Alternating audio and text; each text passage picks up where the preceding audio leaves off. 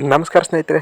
ಯಾರಿಗೆಲ್ಲ ಇನ್ನೂ ಕೂಡ 2ನೇ ಕಂತಿನ 3ನೇ ಕಂತಿನ 4ನೇ ಕಂತಿನ ಹಣ ಬಂದಿಲ್ಲ, ಸರ್ಕಾರ ಒಂದು ದೊಡ್ಡ ಮಾಹಿತಿ ನೀಡುತ್ತಿದೆ. ಅದ್ರ ಬಗ್ಗೆ ತಿಳಿದುಕೊಳ್ಳೋಣ. ನಿಮಗೇನಾದರೂ 2ನೇ ಕಂತಿನ ಮತ್ತು 3ನೇ ಕಂತಿನ ಹಣ ಬಂದರೂ ಕೂಡ 4ನೇ ಕಂತಿನ ಬಂದಿಲ್ಲ ಅಂದರೆ ಈ ವಿಡಿಯೋವನ್ನು ನೋಡಿ. ಮತ್ತು ನಮ್ಮ ಮೊದಲನೇ ಕಂತಿನ ಹಣ ಕೂಡ ಬಂದಿಲ್ಲ ಅಂದರೆ ಕೂಡ ಈ ವಿಡಿಯೋ ನೀವು ನೋಡಲೇಬೇಕು. ಯಾಕಂದರೆ ಸರ್ಕಾರ ಇವತ್ತೊಂದು ದೊಡ್ಡ ಮಾಹಿತಿ ನೀಡುತ್ತಿದೆ. ಆ ಮಾಹಿತಿ ಏನಾದರೂ ನೀವು ತಿಳ್ಕೊಂಡ್ರೆ ಗೃಹಲಕ್ಷ್ಮಿಗೆ ಸಂಬಂಧಪಟ್ಟಂತೆ ನಿಮ್ಗೆ ಯಾವ ಕಂತಿನ ಹಣ ಬಂದಿಲ್ಲ ಅದ್ರ ಬಗ್ಗೆ ಇರುವ ಎಲ್ಲ ಸಮಸ್ಯೆಗೂ ಉತ್ತರ ಸಿಗುತ್ತೆ. ಆದ್ದರಿಂದ ವಿಡಿಯೋವನ್ನು ಕೊನೆ ತನಕ ನೋಡಿ.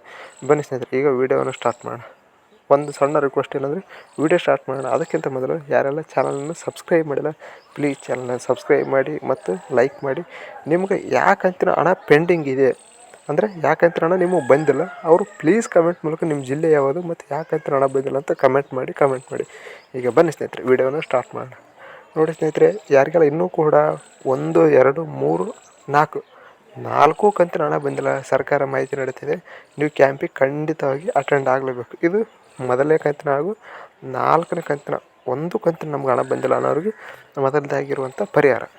ಮತ್ತು ನಾವು ಮೊದಲನೇ ಕಂತಿನ ಹಣ ಬಂದಿದೆ, 2ನೇ ಕಂತಿನ 3ನೇ ಕಂತಿನ 4ನೇ ಕಂತಿನ ಹಣ ಬಂದಿಲ್ಲ ಅಂತ ನೀವು ಕೇಳ್ಬೋದು.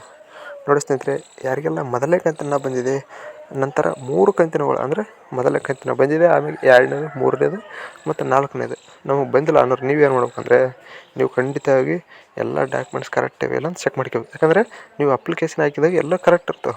ಆ ನಂತರ ನೀವು ಅಪ್ಲಿಕೇಶನ್ ಹಾಕಿದ ನಂತರ ಏನಾದರೂ ಚೇಂಜ್ ಆಗಿದೆ ಅಥವಾ ಅಪ್ಡೇಟ್ ಮಾಡಿಸಿರ ಅಂತ ನೀವು ಖಂಡಿತವಾಗಿ ನೋಡ್ಕೋಬೇಕು. ಯಾಕಂದರೆ ಕೆಲವೊಬ್ರು ಆಧಾರ್ ಕಾರ್ಡ್ಗಳಲ್ಲಿ ಚೇಂಜ್ ಆಗಿರ್ತದೆ, ಕೆಲವೊಬ್ರದ್ದು ಬ್ಯಾಂಕ್ ಪಾಸ್ಬುಕ್ಗಳಲ್ಲಿ ಚೇಂಜ್ ಆಗಿರ್ತದೆ, ನೇಮ್ ಚೇಂಜ್ ಮಾಡಿಸಿರ್ತಾರೆ, ಡೇಟ್ ಆಫ್ ಬರ್ತ್ ಚೇಂಜ್ ಮಾಡಿಸಿರ್ತಾರೆ, ಏನೋ ಒಂದು ಚೇಂಜ್ ಮಾಡಿಸಿರ್ತಾರೆ. ಆದ್ದರಿಂದ ಅದನ್ನು ಕರೆಕ್ಟಾಗಿ ನೋಡ್ಕೋಬೇಕು ನೀವು ಏನು ಚೇಂಜ್ ಮಾಡಿಸಿರಂತ. ನೆಕ್ಸ್ಟ್ ಈಗ ಮೊದಲನೇ ಕಂತಿನವ್ರ ಬಗ್ಗೆ ಆಯಿತು ಮತ್ತು ಮೊದಲನೇ ಕಂತಿನ ಹಣ ಬಂದಿರೋರ ಬಗ್ಗೆ ಕೂಡ ಆಯಿತು. ಅಂದರೆ ಮೊದಲನೇ ಕಂತಿನ ಹಣ ಯಾರಿಗೆಲ್ಲ ಬಂದಿಲ್ಲ 4 ಕಂತಿನ ಹಣಗಳು ಅವರು ಕ್ಯಾಂಪಿಗೆ ಅಟೆಂಡ್ ಆಗಬೇಕು.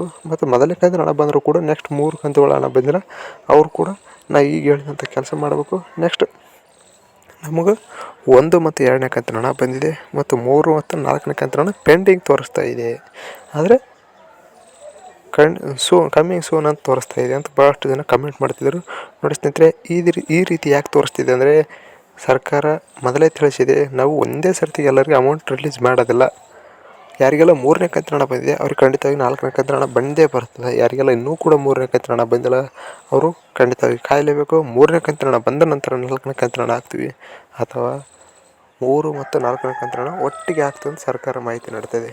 ಇವುಗಳಲ್ಲಿ ಯಾವುದು ಕೂಡ ಒಂದು ಆಗ್ಬೋದು. ಅಂದರೆ ಒಟ್ಟಿಗೆ 4,000 ಬರ್ಬೋದು ಅಥವಾ ಒಂದರ ನಂತರ ಒಂದು ಬರ್ಬೋದು. ಇಲ್ಲಿ ಸರ್ಕಾರ ಕ್ಲಾರಿಫಿಕೇಷನ್ ನೀಡ್ತಾ ಇಲ್ಲ, ನಾವು ಸ್ಪಷ್ಟವಾಗಿ ಇದನ್ನೇ ಮಾಡ್ತೀವಿ ಅಂತ.